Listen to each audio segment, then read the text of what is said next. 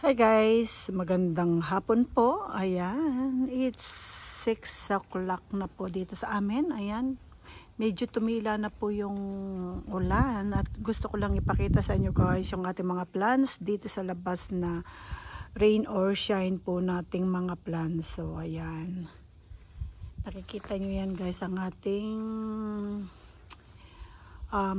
California sunset na ating mga propagation ng mga yan. Ito rin, meron tayong hanging dito guys, ayan.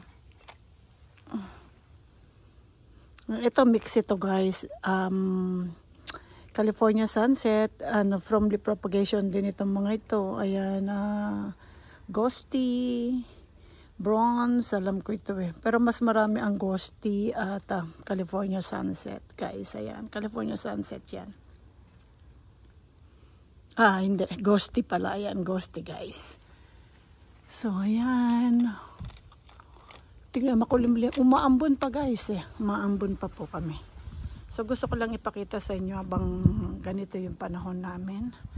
So, makikita nyo yung ating mga plants na rain or shine. Ayan. Yung aking guys, ito nasa loob talaga siya. Kaso po, super dry niya kaya linabas ko. Ayan. Tignan nyo guys, yung kanyang ang haba na yan, sumayad na doon. Ayan, sumayad na siya guys. Yung mga linagay natin borloloy niya, ayan, sumayad na po. Ayan, ito gold yellow yan, ang color niya, green siya. Kasi nasa loob po ng deck yan. Ito yung ating mga baby finger, si Ras Aga, si Lucky Face at saka si yan guys, si Onslow. Ayan, Onslow, Lucky Face, Onslow, Lucky Face, Onslow, Lucky Face yung nandito. Then ayan, tignan nyo guys, ang cute oh. Lahat pong nakapaikot dito ay Face Child at itong nasa ibabaw ay si Ras Aga. Ayan, paulit-ulit kabechay. So ayun guys, tignan nyo yung ating mga linagay ng leaf propagation. Tong mga nandyan, kita nyo maliliit. Pinaulan ko na sila guys. Ayan, medyo malalaki na sila. Ayan. Pero siguro tinitingnan ko nga sila. Pag ito rin mga leaf propagation yan. Lumaki na sila. Mga Fred Ives. Ayan. Lumaki na sila guys. Kaso tinitingnan ko pa. Baka pag nagsunod-sunod ang ulan, tatakpan ko rin yan ng plastic para hindi mababad ng gusto. So yung ating, ayan, may bubong tayo rito guys. Ayan, may bubong po yan.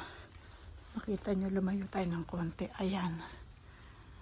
So yung mga nandito, ayan, tignan nyo guys kung gaano na sila kalalago, katsatsabi. Di po ba? Ganda oh. Yung ating mga purple delight dito. Ayan. Ito yung mga unang mga propagation natin dito tayo.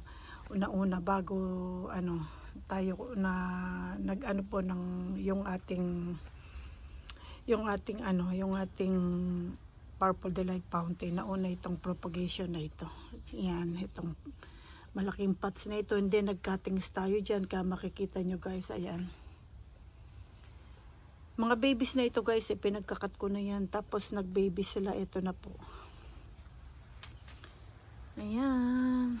Ito naman, mga bago kong mga pinagkukuha sa mga pots na mga small at gumawa ako ng isang ganyang kalaking pots guys. Ayan. Meron din tayo bandaro na yan, yung isa rin doon.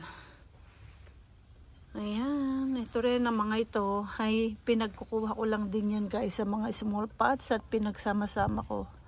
At ayan, nakalikom tayo ng marami. Gusto ko rin ito guys. Para siyang ghosty rin pero kakaiba rin siya sa ghosty. Pag na masyadong mainit ang araw, nagsashine, parang may glitters yung dahon yan. Gusto ko siya. So kaya nagpadami ako niyan guys. At nagpropagate ako ng madami ng mga nauna tayong Ayan, as usual ang ating mga California sunset. Ayan po yung ating dito, yung hanging dito guys. Ayan, daming mix niyan guys. May mga Bernalense akong mga inilagay dyan na bago. Last year, ayan. Variegated na Luella. At non-variegated Luella yan guys. Puno na po siya guys. Ayan. Marami akong Bernalense cuttings na inilagay dyan ng mga maliliit lang. Ayan, buhay na po sila. Ayan, buhay na mga Bernalense yan. Ayun, Bernalense. So, ang ganda po niyan. Ayan, guys. At ayun, yung ating mga hanging dito. Ito guys, super chubby nito. At napaka-matured na ng ating mga rito. Ayan, Leticia.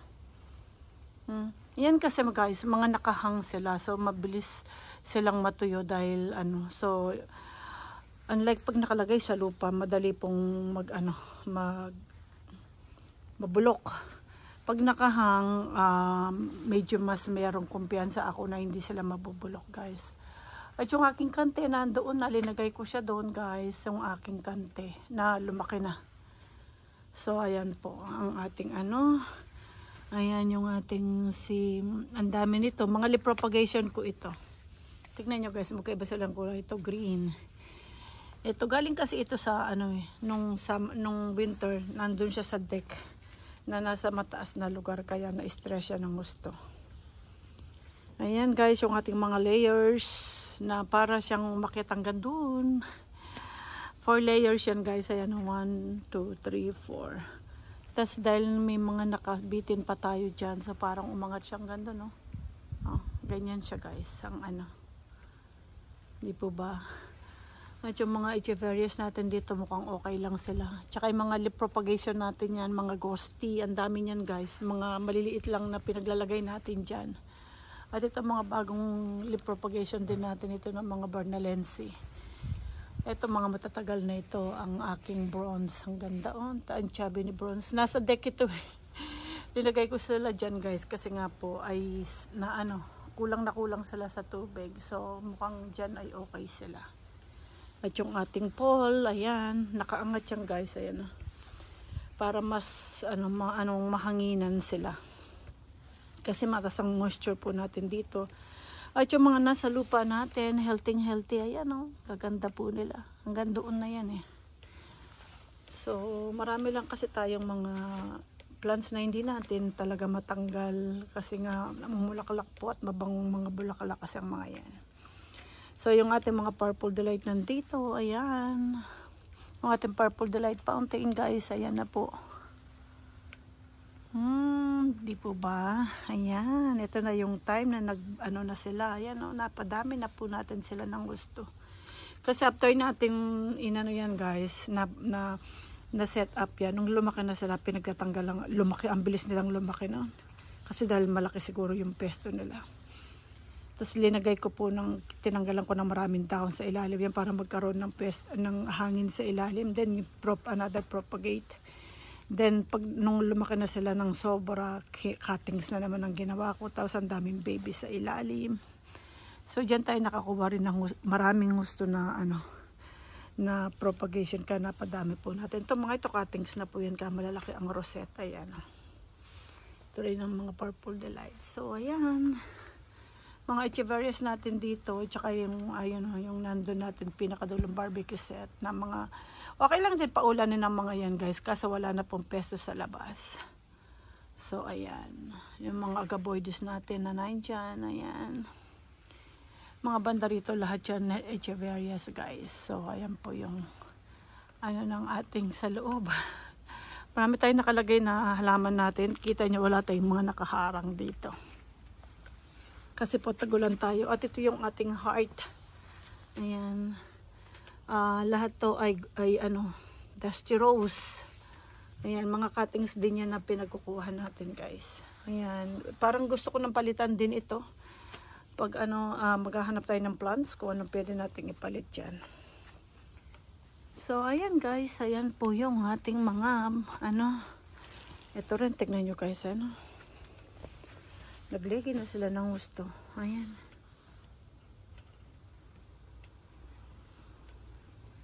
Ito na po yung ating purple delight. Di po ba?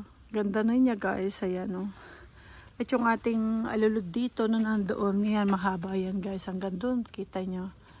So, ayan. Mga halos leaf propagation din ang mga nandito. Kasi nga pag nag-propagate po tayo talaga ay grabe. Ang dami-dami po. So, ayan.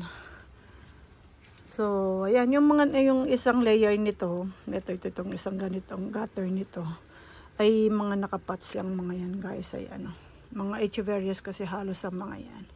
Ito, suli ito ni, ano ito si Onslow, ay hindi, Orpet, yun pala, kita natin sa kanyang leaves, si Orpet yan guys. So, ayan, mga ito, leaf propagation siguro yan si,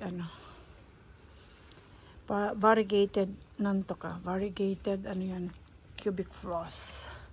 So ayan po yung mga nandyan. At guys, yung mga mga agaboides natin nandyan po, ayan, makikita ninyo yun, nandyan ang mga agaboides natin na mga agaboides po natin yan ng mga malalaki na guys. So ayan, at excuse me guys. Ayun, tignan nyo guys, dahil maraming echeverias dito. Ay, yun yung isa kasi doon, madaling mabulok. Ito. Na madaling mabulok. Ito galing kasi yan sa heart yan na yan, madaling mabulok pag masyadong babad sa ulan. So ginawa ko, inano ko lang ito. Ayan guys, ang ano po natin mga nasa lupa. Kaganda po nila yan. Ayan guys, at yan lang po munang update natin sa inyo. Hindi ko alam kung wala ko kasi hindi ako naka-headset. So, ayan guys, ayan po. Ayan ang ano natin at nandito yung ating mga kaganda nila.